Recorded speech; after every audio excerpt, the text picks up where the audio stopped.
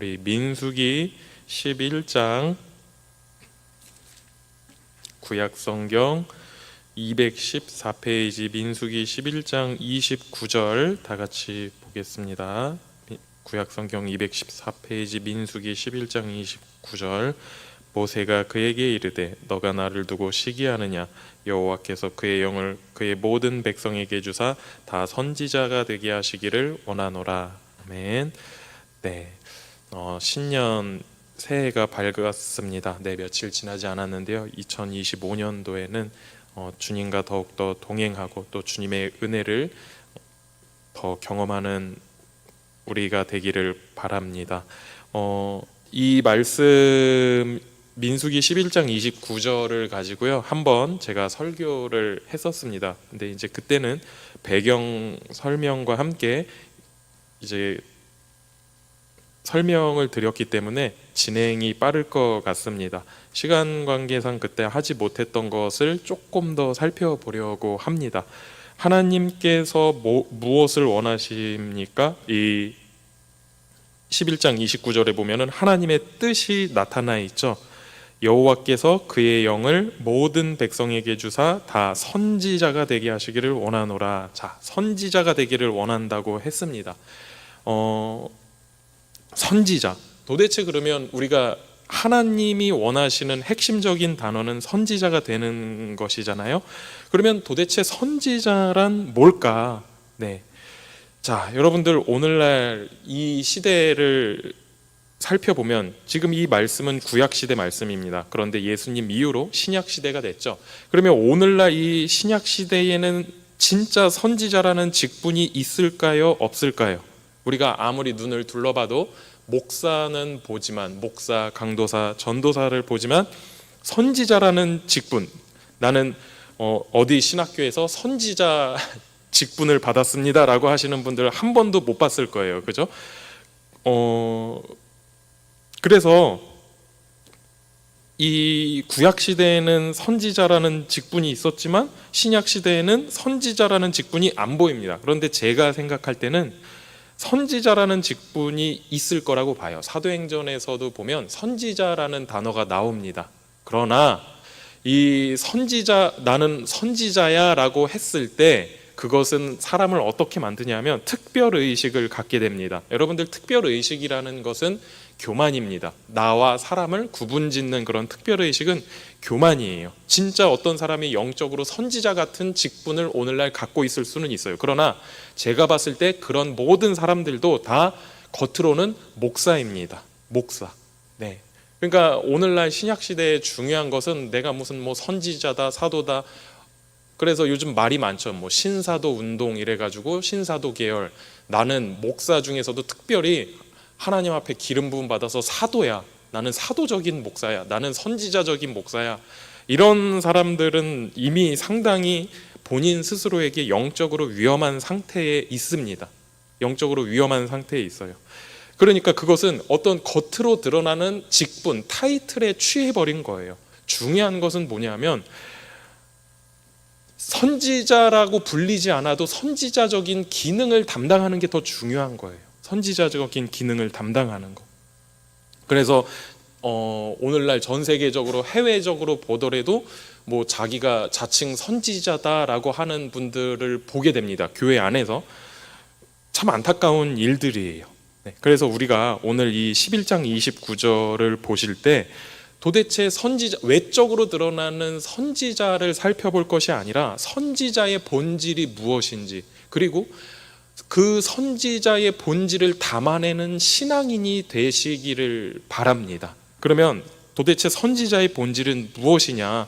우리 세 가지 정도로 한번 살펴보려고 합니다. 첫 번째는요, 선지자는 하나님과 교제하는 사람입니다. 하나님과 교제하는 사람.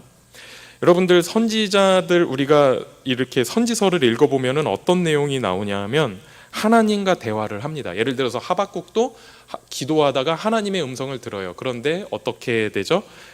도대체 하나님의 뜻이 이해가 되지가 않는 거예요. 그럴 때 다시 한번 기도를 합니다. 기도를 통해서 하나님께 배워요. 여러분들, 오늘날 신약 시대에는 모두에게 성령이 부어져서 우리가 직접 기도함으로 주님 앞에 나아가서 하나님과 교제할 수 있지 않습니까? 그죠? 여러분들, 하나님께서 정말로 원하시는 것은 성도들과 1대1로 교제하기를 원하시는 거예요. 그래서 마태복음에서도 산상수훈에서 주님이 뭐라고 말씀하십니까? 구약시대의 모세는 산에서 무엇을 가르쳤어요? 이것을 해라 저것을 하지 마라 라는 어떤 죄와 죄가 아닌 것들, 의로운 것들, 그런 율법을 가르쳤다면 산상수훈에서는요, 마치 제2의 모세같이 하나님, 예수님께서 팔복산이라고도 하는 그 산에서 하나님의 말씀을 전달하죠. 마치 모세가 하나님의 말씀을 전달했던 것처럼. 어떤 측면이 많이 강조가 되고 있냐면 하나님과의 교제의 어떤 메시지들이 많이 강조가 되고 있어요. 그래서 그 산상수훈에서 어떤 내용이 나오죠? 너희는 기도할 때에 골방에 들어가서 은밀히 보시는 하나님 앞에 기도해라. 은밀한 중에 갚으시는 하나님께 기도해라. 하나님은 1대1로 여러분들과 교제하기를 원하신다는 거예요. 네. 그래서 어떤 우리가 이상한 가르침들에 취하게 되면 안 됩니다. 나를 특별하게 만들고 사람과 나를 구분을 지어서 내가 뭔가 특별한 존재. 사람들은 오늘날 다들 특별한 존재가 되기를 원해요. 어떻게 보면 그것은 아담의 DNA가 남아 있어서 사단이 아담을 어떻게 꼬셨습니까? 너는 특별한 존재가 될 수 있어. 이 사과를 먹음으로 말미암아 하나님보다 더 뛰어난 지혜를 갖게 될 수 있어. 나와 남을 구분시키는. 그러니까 오늘날 많은 그 교회 안에서도 사람들이 특별한 직분을 갖기 원하고 무엇인가 한 자리를 갖기를 원하는 것이 그런 특별함을 원하기 때문에 우리는 참 교만을 조심해야 합니다. 우리의 소원은 주님과 교제하는 것을 바라야 돼요. 네. 자, 근데 교제하면은 대표적으로 어떤 행위가 떠오릅니까? 기도라는 것이 떠오르죠. 그런데 사실은 기도가 제일 어려워요. 저 같은 경우에도 기도가 지금도 여전히 힘이 듭니다. 그러면 제가 기도를 안 했느냐? 그렇지 않아요. 저도 어려서부터 하나님께서 기도를 훈련시키신 것 같아요. 고등학생 때부터 어떤 훌륭한 전도사님을 만나서 기도에 대한 것을 강조를 많이 받았고, 고등학생 때부터 1시간 이상을 기도를 하게끔 그렇게 훈련을 받은 것 같아요. 그런데 아직도 이제 목회자가 되고 나서는 20대가 되고 나서는 더 많이 기도했겠죠. 그런데도 불구하고 아직도 힘들어요. 그러면 우리가 기도 자체에 대해서도 기도 사항의 에러점, 대표적으로 뭐가 있냐면 잡생각이 난다는 것과 집중이 잘 되지 않는다는 것과 또 오래 기도해도 하나님의 음성이 들리지 않는다는 거죠. 그죠?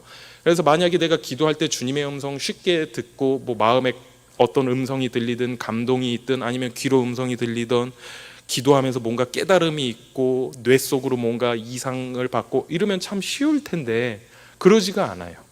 그러니까 기도하다 보면 졸리기도 하고 잡념이 들기도 하고 집중도 안 되고 또 여러 문제들 앞에서 마음은 고통스러운데 하나님은 침묵하는 것 같고 그런 여러 가지 애로사항들이 있다는 거예요. 그래서 이런 부분들은 사실은 우리가 따로 살펴봐야 됩니다. 기도는 상당히 민감한 세계예요. 민감한 세계. 마치 공부를 하듯이 집중하는 그런 시간, 공부할 때 바로 공부한다고 해서 집중되는 게 아니라 시간이 걸리죠. 그죠? 그런 것처럼 기도라는 것은 예민한 것을 다루는 것과 같은 것 같아요. 우리 마음 상태에 의해서 좌지우지 되는 것 같기도 하고. 그러나 여러분들 들리지 않는다고 해서 또 뭔가 집중이 잘 안 된다고 해서 실망하지 마시고요. 마음을 차분히 하면서 기도를 계속해서 훈련을 해 나가시기를 바랍니다. 그 가운데 하나님과의 교제가 이루어집니다. 여러분들이 비록 아무것도 집중되지 않고 그냥 내가 시간을 허비했다라고 생각이 들 수도 있지만 그렇지 않아요. 기도할 때 천군 천사가 나를 지켜 보호하고 있고 하나님은 그 기도를 듣고 계세요. 우리 요한계시록에서 보면 기도가 얼마나 소중하고 아름다운지 여러분들 우리 요한계시록 4장을 한번 보실까요? 요한계시록 4장인지 5장인지에 보면 향이 되어서 올라갑니다. 자, 몇 장이죠? 요한계시록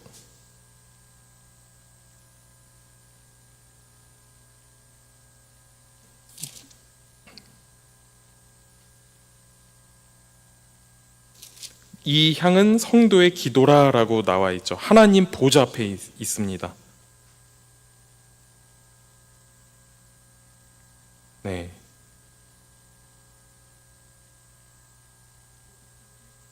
5장 8절. 자, 그 두루마리를 취하심에 내 생물과 24장로들이 그 어린 양 앞에 엎드려 각각 검은고와 향이 가득한 금 대접을 가졌으니 이 향은 성도의 기도들이라.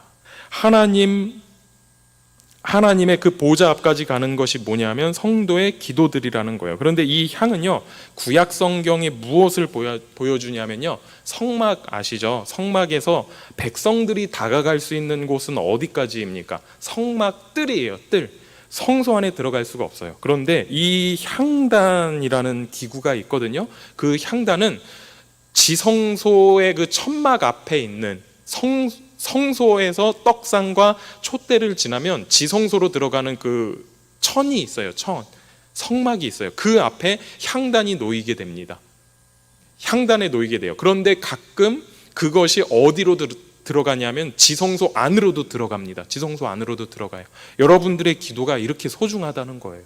하나님께서는 그 기도를 다 듣고 계십니다. 그래서 오늘 우리가 기도에 대해서 자세하게 살펴볼 수는 없지만, 기도할 때 중요한 것은 진실된 마음으로 하면 하나님께서는 다 듣고 계신다는 거예요. 그러므로 여러분들, 하나님과 첫 번째 선지자에게서 나타나는 본질은 뭐라고요? 하나님과 교제하는 사람이라고요. 어떤 겉으로 드러난 특별함을 추구하지 마세요. 그 메시지 속에 담겨 있는 본질적인 것을 알고 그것에 충실한 우리가 되기를 바랍니다.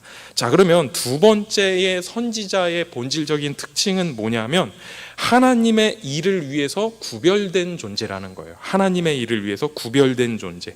그래서 이 선지자가 되기 위해서는요, 하나님께서 직접 지명하셨고, 그리고 그것에 나타나는 외적인 특징이 뭐냐면 기름을 붓는다는 것입니다. 열왕기상 19장 16절에서도요, 엘리야를 향해서 하나님께서 말씀하십니다. 이제 너 후계자로서 엘리사를 세워라 라고 하는데, 그냥 지명하는 것이 아니라 의식을 거쳐요. 어떤 의식을 거쳐요? 기름을 붓습니다. 기름을 부어요. 제가 찾아보겠습니다. 빨리 찾으실 수 있는 분들은 보시고요. 열왕기상 19장 16절에 보시면 이렇게 나와 있죠. 너는 또 님시의 아들 예후에게 기름을 부어 이스라엘의 왕이 되게 하고, 또 아벨모올라 사밧의 아들 엘리사에게 기름을 부어 너를 대신하여 선지자가 되게 하라. 자, 구약 시대에 기름을 붓는 직분은 세 가지가 있죠. 왕과 선지자와 제사장입니다. 그래서 이 기름을 붓는다는 것은요, 세상과 구별을 시킨다는 의미가 있어요. 두 가지 의미가 있어요. 세상과 구별되어서 하나님께만 속한 존재가 되게끔 하는 거예요. 그래서 성막도요, 성막 안에 있는 기구들이 있죠. 촛대라든지 번제단이라든지 이런 것들을 만들고 나서 무슨 일을 하냐면 거기에 기름을 바릅니다. 기름을 발랐다는 것은 구별을 시킨다는 거예요. 구별을 시켜서 하나님과 연관된 일만 한다는 거예요. 그래서 거룩한 거예요. 하나님은 세상에 속하신 분이 아니기 때문에 하나님과 연관된 일을 하는 자는 거룩히 구별이 되어야 됩니다. 그러니까 선지자라는 존재는요, 이 세상의 직업을 갖고 먹고 사는 일을 하는, 세상과 연관된 일을 하는 사람이 아니라 하나님과 연관된 일을 하는 사람이에요. 오늘날 우리가 선지자가 되기를 하기 원하신다는 건요, 여러분들이 하나님 나라와 영광을 위해서 일을 하고 그렇게 살기를 원하신다는 거예요. 직업적으로 선지자가 되고 목회자가 되라는 것이 아니라 여러분들이 갖고 있는 일터 속에서 자신의 분명한 정체성을 갖고, 우리를 뭐라고 합니까? 성도라고 하죠. 성도라는 것은 거룩한 하나님의 백성이라는 뜻 아니겠습니까? 그죠? 우리는 예수님을 믿고 이제 거룩하게 되어서 세상과 구별된 존재가 된 거예요. 그래서 여러분들이 직장에 있든 어느 곳에 있든 하나님의 영광과 나라를 위하여 사는 존재가 되기를 원하는 것이죠. 자, 그래서 이 모세오경에서도요, 모세오경은 창세기, 출애굽기, 레위기, 민수기, 신명기를 모세오경이라고 하잖아요. 복음주의 학자들, 그러니까 자유주의 학자들 말고 복음주의 학자들 대부분은 이 모세오경의 주제를 뭐라고 보냐면 출애굽기 19장 6절 말씀으로 보고 있어요. 이 모세오경의 주제를. 이것도 찾아보실 수 있는 분들은 찾아보시고요. 제가 읽도록 하겠습니다. 창세기 19장 6절에 뭐라고 나와 있냐면, 너희가 내게 대하여 제사장 나라가 되며 거룩한 백성이 되리라. 너는 이 말을 이스라엘 자손에게 전할지니라. 뭐라고요? 제사장 나라가 되며 거룩한 백성이 되는 것이 하나님의 목표인 거예요. 그래서 레위기라든지 출애굽기라든지 보면 어떤 단어가 자주 나와요? 거룩함이라는 단어가 자주 나옵니다. 네. 어떤 제사장들만 하나님의 일을 하는 것이 아니라 거룩한 나라가 되고 제사장 나라가 된다는 것은 뭐예요? 이제는 이 이스라엘 백성이 세상과 하나님 사이에 중재자가 되어서 하나님을 알게끔 하는 그런 일을 감당하기를 원하셨다는 거예요. 제사장 나라가 되어서. 그러니까 제사장이라는 직분이 이스라엘 백성과 하나님을 중재하듯이 이스라엘 백성 전체가 세상으로 나아가서 하나님과 세상 사람을 연결해주는 역할을 하기를 원했다고요. 그러니까 이제 우리는 좀 더 쉽게 이해가 되죠. 성령을 부어주셔서 모든 백성이 선지자가 되기를 원한다는 것은 하나님 나라와 영광을 위하여 살기를 원한다는 거예요. 네. 자, 세 번째 마지막으로 선지자의 본질적인 특징은 뭐냐면 하나님의 뜻을 알리기를 원하세요. 여러분들 친한 친구가 있으면 그 친구가 뭘 말해줍니까? 야, 사실은 나 뭐 이런 거 하고 싶어. 나에게 이런 고민이 있어. 이런저런 그 사람의 속에 있는 마음을 알게 되죠. 하나님의 속에 있는 뜻을 알게 된다는 거예요. 이 부분을 우리가 한번 잠깐 살펴봤죠. 요엘서 2장 28절에 보면 이렇게 나옵니다. 요엘서 2장 28절에 보면 그 후에 내가 내 영을 만민에게 부어주리니 너희 자녀들이 장래일을 말할 것이며 너희 늙은이는 꿈을 꾸며 너희 젊은이는 이상을 볼 것이며 라고 해서 우리가 저번에 제가 설교를 했을 땐 모세의 소원, 모세는 하나님의 소원을 알았다고 했죠. 모든 백성이 다 선지자가 되기를 원하신다고 했는데 시간이 흘러서는 하나님께서 그것을 아예 선언을 하신다고 했죠. 내가 모든 만민에게 영을 부어줄 거야 라고 구약 선지자를 통해서 선언을 했고 사도행전에서는 2장에서는 그런 일이 성취가 되는 부분을 보여준다고 했죠. 그런데 제가 그렇게만 하고 넘어갔는데 요엘서 2장 28절의 특징이 뭡니까? 성령을 만민에게 부어주셔서 무슨 일이 발생이 돼요? 장래일을 말하고 꿈을 꾸고 이상을 본다고 했어요. 구약에서 이 용어는 무엇이냐면 하나님의 비밀이 숨겨 있다는 건 하나님 마음속에 깊은 곳에 있다는 거죠. 그 하나님의 뜻을 알게 된다는 거예요. 이제 그 하나님의 속에 있는 뜻을 누구에게 알려주느냐? 옆집 개똥이에게 알려주는 것이 아니라 모르는 사람에게 알려주는 것이 아니라 그의 성령의 기름 부음을 받은 자들에게 하나님 그분 자신의 뜻을 알리시겠다는 거예요. 그분의 뜻을 알리시겠다는 거예요. 그러면 여러분들 하나님께서 이런 뜻을 알려주시는 이유는 무엇일까요? 하나님 마음속에 있는 비밀한 그 뜻을 알려주시는 이유는요, 생명을 주기를 원하시는 거예요. 결국 그 목적하는 바는 생명인 거예요. 선지자가 심판 선포를 했을 때 백성들이 그걸 듣고서 죽을 날만, 제삿 날만 기다리는 것이 아니라 회개하는 거 아니겠습니까? 그죠? 그래서 실제로 그런 일이 발생한 게 대표적으로 요나사였고, 그러니까 하나님께서 무서운 말씀을 하시든 듣기 좋은 말씀을 하시든 그 속에는 다 어떤 의도가 담겨 있냐면 생명이 있기를 원하시는 거예요.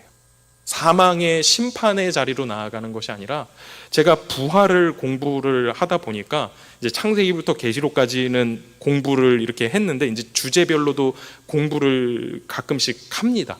그런데 부활이라는 것을 공부하다 보니까 이 부활 속에 빠질 수 없는 두 가지 핵심적인 단어가 있어요. 바로 죽음과 생명입니다. 그러니까 부활을 얘기하는 데 있어서 죽음과 생명이라는 단어를 빼놓고는 부활이라는 단어 자체가 성립이 될 수가 없어요. 여러분들, 오늘 우리가 이 요엘서 2장 28절에서 하나님께서 자신의 뜻을 알리기를 원하셨고 그 뜻하는 바는 결국 어디로 나아가게 되냐면 생명으로 나아갑니다. 생명이 있는 사람은 더 풍성한 생명으로 나아가고 죽음의 자리에 있는 사람은 생명을 얻게 되는 것이고, 그래서 2장 28절에 하나님의 뜻이 나타난다고 하고 그 뜻의 결국은 어떻게 됩니까? 32절에 보시면요, 요엘서 2장 32절 마지막 절에 보면 이렇게 나와 있죠. 누구든지 여호와의 이름을 부르는 자는 구원을 얻으리라. 여호와의 이름을 부르는 자는 구원을 얻으리라. 하나님은 생명을 나누어 주기를 원하시는 거예요. 그래서 제가 예전에 창세기 아브라함에 대해서 설교를 한 적이 있습니다. 아브라함은 그냥 하나님 앞에 부름을 받은 존재인데 갑자기 하나님께서 앞에서 아브라함을 세워주셨죠. 아브라함이 잘못한 거 있어? 그래? 근데 걔는 선지자야 라고 했죠. 왜 선지자라고 했을까요? 창세기 18장 17절에 보시면요, 이런 내용이 나와요. 여호와께서 이르시되 내가 하려는 것을 아브라함에게 숨기겠느냐. 하나님께서 내 마음, 자신의 마음속에 있는 것을, 나의 마음속에 있는 것을 아브라함에게 알려주세요. 근데 그 내용이 뭐예요? 이렇게 축복의 내용도, 좋은 내용도 있지만 그 뒤에 20절에 보면 하나님께서 심판을 하신다는 거예요. 근데 아브라함이 그 하나님 속에 있는 뜻을 듣고서 하게 된 액션, 행동은 뭐예요? 거기에 누가 살고 있어요? 롯이 살고 있었죠. 롯을 위해서 중보 기도를 하는 거예요. 그래서 그 중보 기도의 결과 누가 살아납니까? 롯이 살아나는 거죠. 죽을 위기에 있는 생명을 살린 거예요. 그러니까 18장에서 이런 일이 있고 나서 아브라함이 비록 그런 인간의 연약한 모습, 우리가 볼 때 자기 아내 한 명도 지키지 못하는 부끄럽고 초라한 모습을 보여주지만 다른 사람들 앞에서 아브라함을 세워주시는 거예요. 아브라함이 그런 실수는 했지만 그는 내 선지자야. 그는 기도를 통해서 나의 마음을 움직이고 사람을 살린 사람이야. 너 빨리 잘못했다고 해. 그러면 아브라함이 기도하고 너를 위해서 기도할 거고 너는 살 거야 라고 얘기를 하죠. 우리 창세기 20장에 보면은 이렇게 나오죠. 20장 7절에 보면 이제 그 사람의 아내를 돌려보내라. 그는 선지자라. 하나님 너무 멋있으시죠. 그죠? 연약한 모습임에도 불구하고 세워주시는 거예요. 그러면서 뭐라고 하십니까? 그가 너를 위하여 기도하리니 너가 살려니와. 하나님은요, 모든 사람이 살기를 원하세요. 그러니까 이제 말씀을 마치려고 합니다. 어떤 자기 자신이 특별해지려고 하지 마세요. 하나님의 관심사는 사랑입니다. 사랑과 생명이에요. 그것을 위해서 우리 모두에게 성령의 기름을 부어주셔서 선지자가 아니라 선지자의 그 본질을 담아내는 그런 신앙인이 되기를 원하십니다. 주님과 늘 동행하시면서 승리하는 저와 여러분들 되시기를 축원합니다. 우리 기도하겠습니다. 하나님 감사합니다. 오늘 말씀을 통해서 선지자에게서 나타나는 본질적인 것 3가지를 살펴봤습니다. 하나님은 우리와 교제하기를 원하시고 또 우리가 하나님 나라와 영광을 위해서 살기를 원하시며 또 하나님은 자신의 뜻을 우리에게 나타내시는 분이십니다. 우리가 인생에서 사는 것이 행복할 때도 있지만 어려울 때도 있습니다. 그럴 때 주님 앞에 기도하여 주님과 교제를 통해서 힘을 얻게 하시고 또 주님 마음속에 있는 뜻을 알아 내가 어려움 속에서도 이겨낼 수 있는 생명의 길을 갈 수 있는 우리 모두 되게 하여 주시옵소서. 예수님의 이름으로 기도합니다. 아멘.